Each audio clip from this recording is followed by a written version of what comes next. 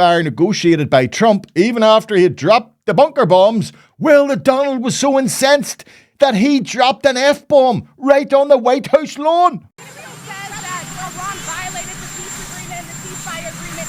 Do you believe that Iran is still committed to peace? Yeah, I do. They violated it, but Israel violated it too. Are you questioning if Israel is committed? Israel, as soon as we made the deal, they came out and they dropped a load of bombs, the likes of which I'd never seen before. The biggest load that we've seen. I'm not happy with Israel. You know, when I say, okay, now you have 12 hours, you don't go out in the first hour and just drop everything you have on them. So I'm not happy with them. I'm not happy with Iran either. But I'm really unhappy if Israel's going out this morning because of one rocket that didn't land, that was shot, perhaps by mistake, that didn't land. I'm not happy about that. You know what? We basically have two countries that have been fighting so long and so hard that they don't know what the fuck they're doing. Do you understand that? No.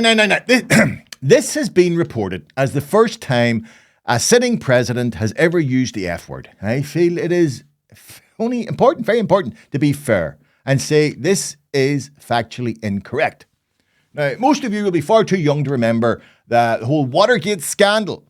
But the tapes of Richard Nixon that came out during that scandal, well, they showed that the old tricky dicky, he was effing and blanting the whole time he was in the Oval Office.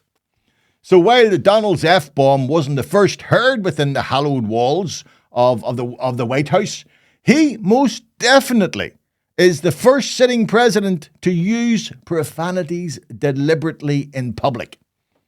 This is something I can't imagine great historic presidential orators such as Lincoln or indeed Kennedy doing.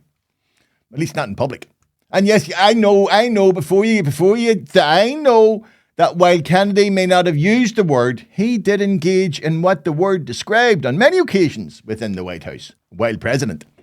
Indeed, Kennedy's proclivity for carnal activity whilst president was so well known at the time that when a general was asked to comment on his behaviour, he memorably replied, "Well, I'd rather he did it to a woman than the country." Great line.